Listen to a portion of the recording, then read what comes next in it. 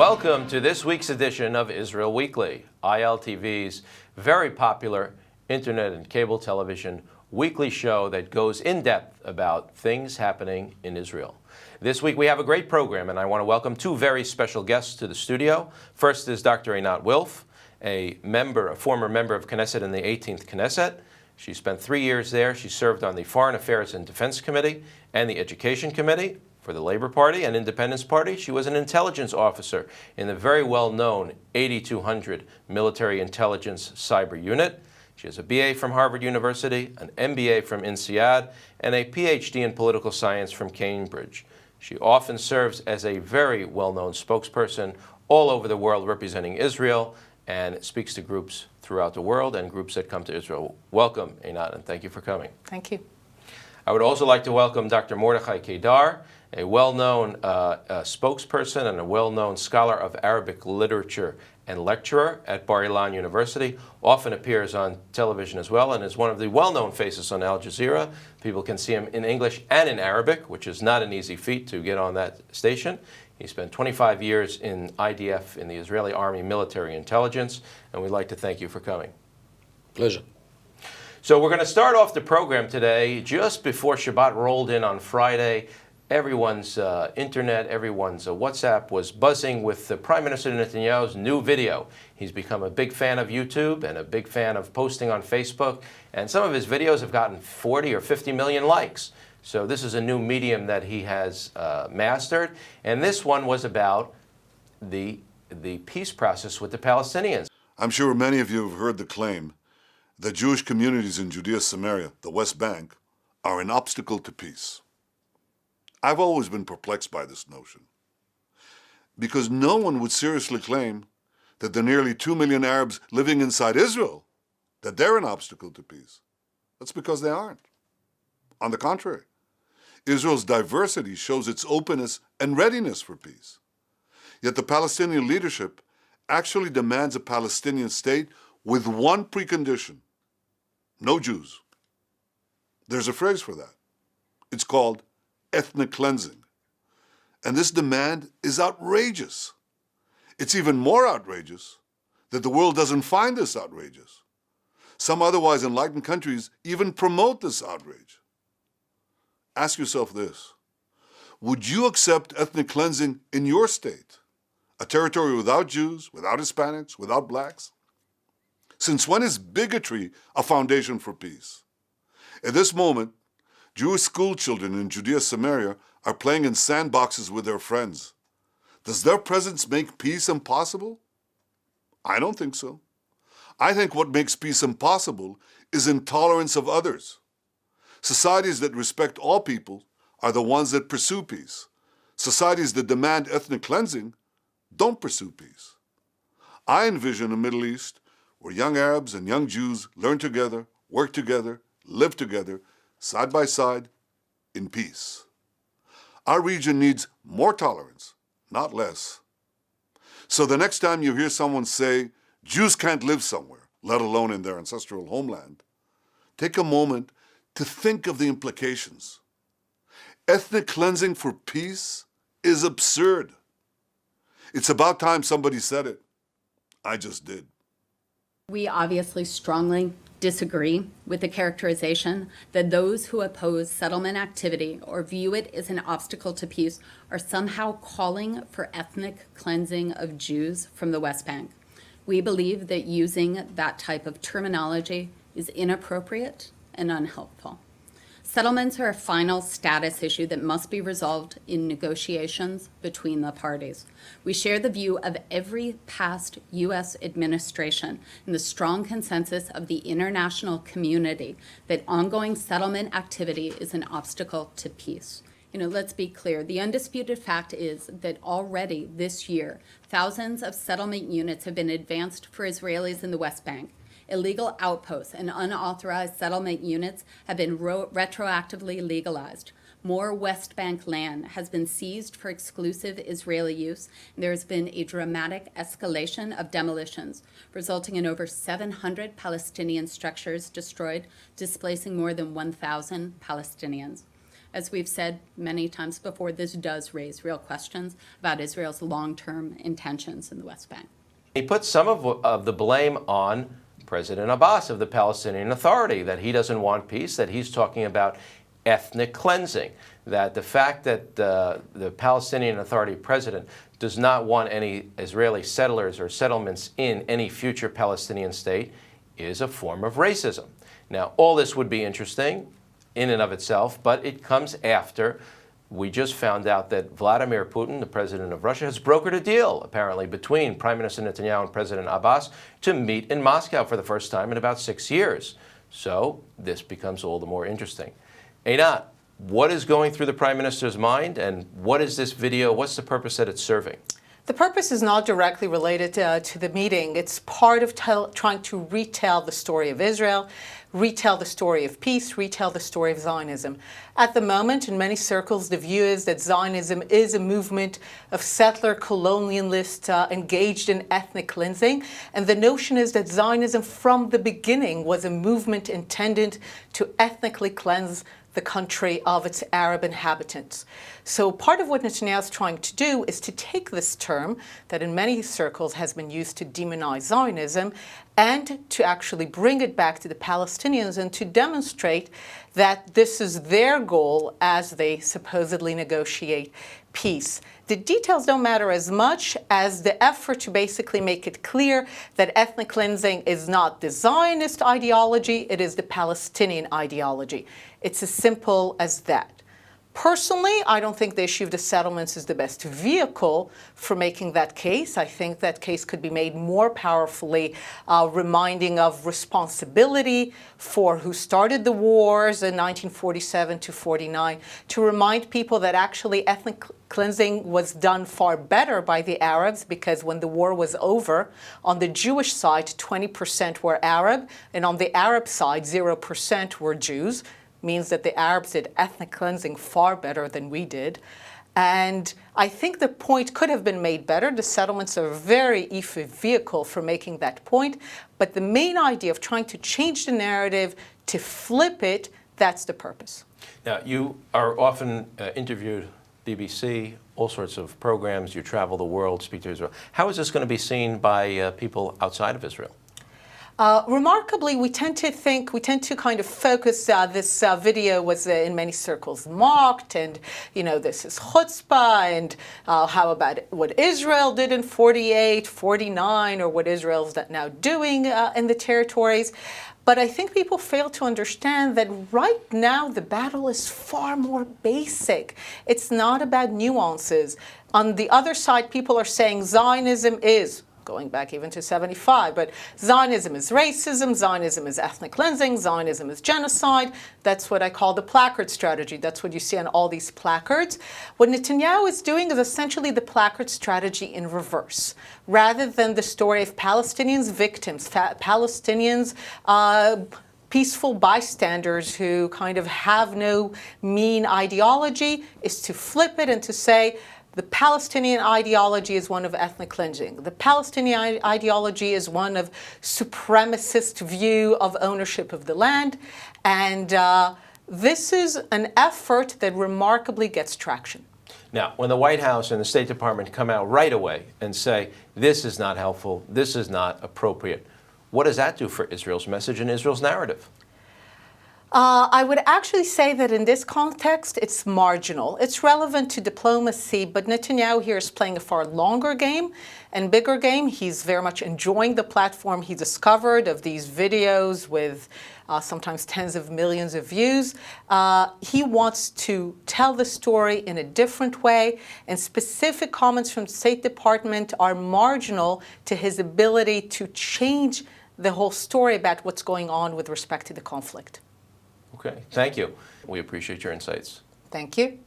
Dr. Kadar, what do you think about it? How is the Palestinians see? What do they think when they see that video? And what does the Arab world think about it? Well, I think that Netanyahu did a very good job. Of course, the State Department doesn't like when he is doing a good job, but this is another sign that he did something good, that they are angry. What he did actually divert the discourse. Since they claim always that we are those who perpetrated ethnic cleansing. Now we turn it to them. You are trying to perform ethnic cleansing by cleaning the West Bank, as you call it, from Jews. Sometimes when in other media channels, people ask me if I'm for the occupation or against the occupation, I say I'm totally against the occupation. This is why we kicked out the Jordanians, who occupied the West Bank between 1948 and 1967, and we liberated. So we definitely have to divert the discourse to our side, because they captured the terms which vilify us. We have to use the same terms in order to vilify them. Look, in media and in hasbara, as we say, in public diplomacy, there are two strategies. One is to defend yourself, and one is to attack the others. If you defend, you might survive or not. If you attack, you might win. There is no winning by defense. Only if you take off your gloves and you start attacking the other side. And I think what Netanyahu did is exactly that. But we're apparently right before a summit meeting between him and Abbas. You would think that maybe he would want to lower the tones before, meeting him for the first time in a number of years. Not at all. In the Middle East particularly, but in the world also, people, especially leaders, cherish the strong people. Look at Putin. How he got along with occupying the Ukraine, annexing the Crimean Peninsula. Look at Erdogan, how he behaves like a bully. And everybody's afraid of him. This is how the world works. When they see somebody who is determined, knows what he wants, and does what he thinks that he should do, the world honors him.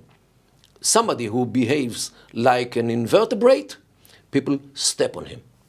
Well, traditionally, Israel has, even though Putin would behave in a certain way, when Israel does those same things, let's say, even though they're not, Israel gets treated differently. Well, it's all in our mind. If we think that we are small, people will treat us as small. If we think big, the world will treat us as big. Okay, let's move on to the next topic. This week is a very exciting week in the Islamic world, all over the world, because it's the week of the Hajj. There are millions and millions of Muslims that are going to be making a pilgrimage to Mecca. And so we're going to look at some of the videos from previous years, and hopefully this year will not be the regular accidents and stampedes that have killed thousands of people because of disorganization, and everyone is running in a religious fervor. But I want to ask our Islamic expert, what is the Hajj? What is it? Why is it important to Muslims? Well, first of all, this is one of the 5 pillars of Islam, one most important obligations of a Muslim, once in lifetime, to come to Mecca. However, it is very hard because the Saudis allow more or less 2 million people to come.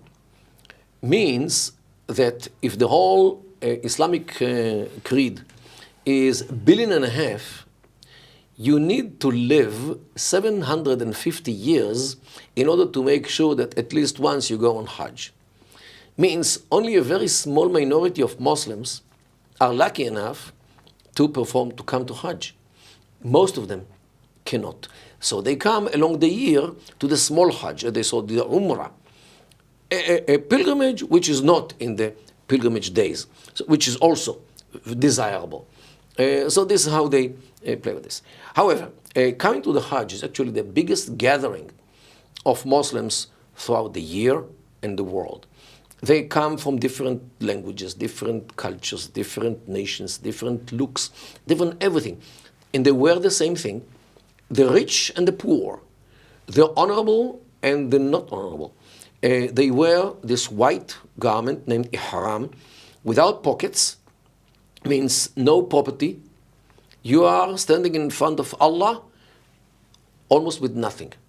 And the king wears the same thing like the beggar. So this is to equate all the Muslims in the eyes of Allah.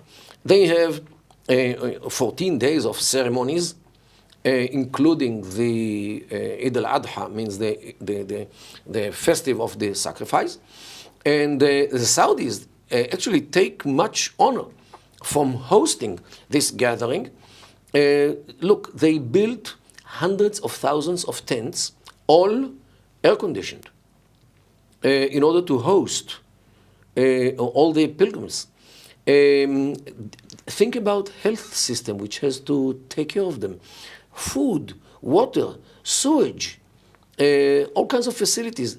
Definitely, this is a big burden which the Saudi kingdom took upon itself, and to construct all kinds of buildings and gates and bridges in order to make sure that people who are moving in big bulks of hundreds of thousands of people will not overrun each other, will not kill each other because of the density of people in these places.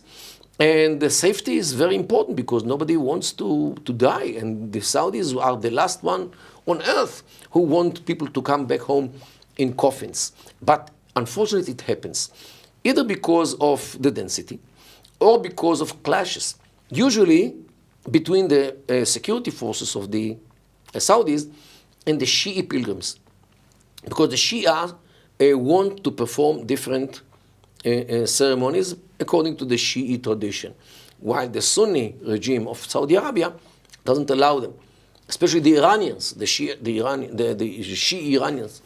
And almost every year when they come, there are clashes. This year they didn't go, the Iranians didn't go because of disputes with the Saudi regime, so they went to Karbala instead.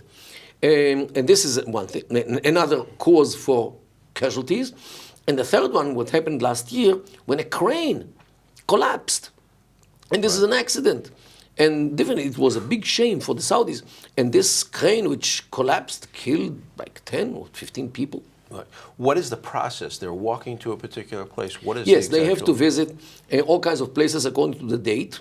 One day they go to Mina, which is a place, and another Muzdalifa, and they run from place to place. One day they throw stones at an image of the Satan, which, according to some research, is remnants of pagan traditions, which we mentioned in the Mishnah. Hazorek Even Makulis, Mercurius, actually, it was worshipped by throwing pebbles at the Mercurius, the god Mercurius. So apparently this is what the source of this tradition in Islam. But the main idea is to be close to Allah. Because when they all come to Bait Allah, means to the house of Allah, they are all hosted by Allah actually, not only the Saudis. Allah hosts them in His house like sons or children who are coming to Allah. In those days, although you can come with your wife, you are not allowed to approach her through the days of the Hajj because you are in a pure situation, you purify yourself, and you are not supposed to have relations with your wife. Women are allowed to come to the Hajj, and they actually, even women who usually are not going without their husbands anywhere, they can come with groups of women to the Hajj. This is tolerable in many countries. What does it mean for Israeli Arabs here, the 1.5 million Israeli Arabs here, and the Palestinians that are living on the West Bank? Are they able to travel? How does it, and how important it is to them? Yes, as of the 80s, they were allowed to go to Hajj. This is one of the things which Begin asked from Sadat to allow the Israeli Arabs to go to Hajj through Egypt. Later, now they go through Jordan and to Saudi Arabia. Yes, the Islamic movement and other Waqf organizations arrange it, and it is very important. Some of my students went to Hajj, students in Bar Ilan, Muslim students, went to Hajj. They came with a new glitter in their eyes, like new berries, with totally different spirit. Not radical, but very spiritual. And this is actually what happens because they see so many Muslims from so many cultures, from many countries. This actually gives them the feeling of power. However, the meeting in Hajj also are used by terrorist organizations. Also to recruit people, to get in touch with people, to exchange email addresses, to exchange all kinds of things. And many terrorists today, worldwide, were recruited in the Hajj. Okay. Very interesting. Thank you. You're welcome. Let's move to the next subject. Our final subject is going to be this week marks 15 years to 9/11, the attacks on America. The World Trade Center was destroyed, the Pentagon. And in Israel, we commemorate this. It is very important to Israelis. There is a 9/11 memorial here in Israel, and there's a ceremony every year where that includes the ambassador and the U.S. Embassy staff, as well as Israeli politicians and diplomats. As mayor of Jerusalem, I know you feel the same when terror strikes our city. There's a deep sense of empathy, of understanding, of friendship between our peoples. This profound connection is what led us, together with KKL, decide the place and make sure that the memory, the memorial, is based here in the city of Jerusalem. It's become very important for Israelis, and in fact, the Prime Minister opened his cabinet meeting this morning, marking the 15 years and talking about the friendship of our strongest ally and how we stand with America in times of terror. So we're 15 years after the fact now. We're still talking about, is it Islamic terror? Was it not Islamic terror? How does the Arab world, from what you can see from media, how did they see it then, 15 years ago? And is there any difference in the way some of it is perceived today? Well, I think that the look to, or the view to those events of 15 years ago are totally different when you come to the Western world and the Arab world. The Western world actually sees this as Ephraim Halevi, who was then the head of the Mossad, said that this is the beginning of the World War III. And I think that he was right, because what you see today is actually how this war accelerates. It has different shape, different kind, different victims, different kind of combatants, different methods of war, different weapons. Airplanes are the weapons or other things, but definitely you can talk today about a world war. Number 3. The Arab world usually sees it as some kind of lunatics, those who kidnap those or hijack those airplanes. They are not Muslims. Many would say they hijacked Islam. They are abusing Islam. This is not real Islam. This is a diversion of Islam. This is something totally different. This is not what we teach. Islam is a religion of peace, and so forth. So definitely there's a whole array of views to what happened, okay, and the connection of 9/11 to what happens today. Many see the connection as some kind of continuation. And in the Islamic world, usually, they try to isolate every event. This is the Palestinians. They fight for freedom. These are the others who fight for equality. These are fighting for the jobs, and these are fighting for something else. You spoke a lot about Saudi Arabia and the Hajj and how they host it, but they were also, in fact, maybe hosting these attacks on 9/11. Certainly, there was a concern within the U.S.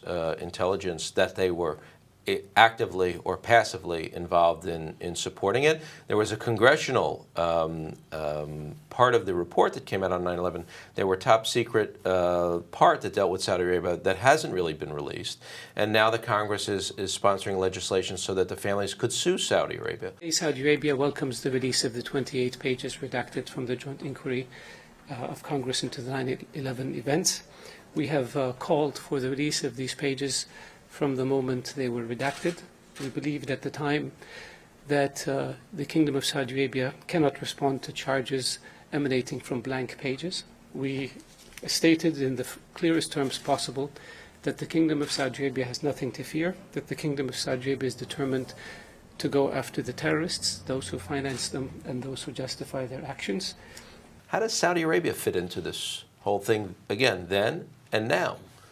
Well, in general, those 19 or those 15 Saudis out of 19 were actually against Saudi Arabia as they were against the United States of America and against the West. Since they couldn't operate on Saudi Arabia soil, they went to the States to attack those who support, means the Americans, those who support Saudi Arabia. They were against the ruling family. They were against the kingdom. They want to destroy it. And they had good reasons because of the behavior of the ruling house and so forth. However, they got some support, apparently, from Saudi institutions in the United States of America, like all kinds of charities, which apparently helped them. Whether they knew about them, what they are or not, I don't know. But I think that the secret part of the report actually talks about the role of Saudi institutions in supporting, helping those 15 in the United States. I'm not sure, but this is a possibility. But we have to carry in mind that they were not messengers of the Saudi regime. Definitely not.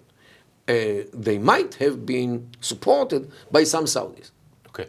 Now we hear lately rumblings from our own foreign ministry and from other places that we actually have some kind of relationship with Saudi Arabia, that Israel is somehow engaged in Saudi Arabia. We have an equal enemy, let's say, in the Iranians, a nuclear Iran. Is there contact that you know of? Is there something that's going on? Well, you don't expect me to, if I knew, to say it here. However, definitely today Saudi Arabia and Israel are on the same side of many equations. When it comes to Iran and when it comes to the United States of America. The Saudis today have very deep feeling of being betrayed by the American administration. And Turki Faisal, the one who was the ambassador in the United States of America, wrote a few months ago, he actually quoted Henry Kissinger, who said to him that his was Banda, this was his name. He said that once Kissinger told him that America's enemies should fear America, but America's friends should fear America even more.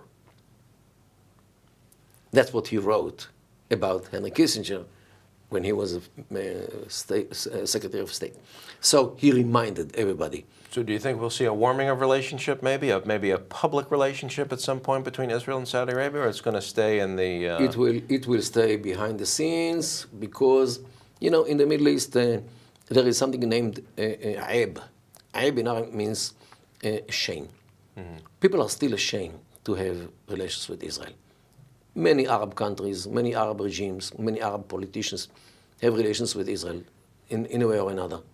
But they all hide it, like, relations with a mistress. Mm. So the question is, if Israel... I don't know, some people seem to enjoy their relations with a mistress. Do you think I'm not sure that the Saudis mistress... and the Arabs are enjoying their relations with Israel as much? Yes, but I'm not sure that the mistress enjoys being a mistress, behind the scenes.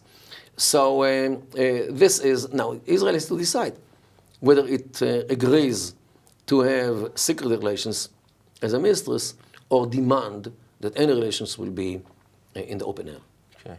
On that almost pessimistic but optimistic note, look, in the Middle East, things are changing very, very slowly. Israel is still viewed as illegitimate state. Mm. The Jews, according to Islam, should live under the auspice of Islam because we are dhimmis, means people who should live under Islam. So to come and say that Israel has the right to live and the right to exist, and we can kiss and hug with Israel, this is as far as could be from the mindset of the Middle East. In the Middle East, peace is given only to the invincible. Okay. Somebody who convinces his foes that for their own good, they should leave him alone. This is the only peace which exists in the Middle East. Okay, so on that note, I want to thank you for joining us. Pleasure. Thank you for your insights into the Islamic world, into the relationship between Israel and the Islamic world, and into the Islamic religion. Thanks. That was this week's edition of Israel Weekly. So I want to thank both of my guests, Dr. Mordechai Kadar and Dr. Einat Wolf, for joining us. I think it was an interesting discussion. We covered a lot of topics. ILTV's Israel Weekly delves deep into the issues facing the Israeli public in Israel and throughout the world. Thank you for joining us.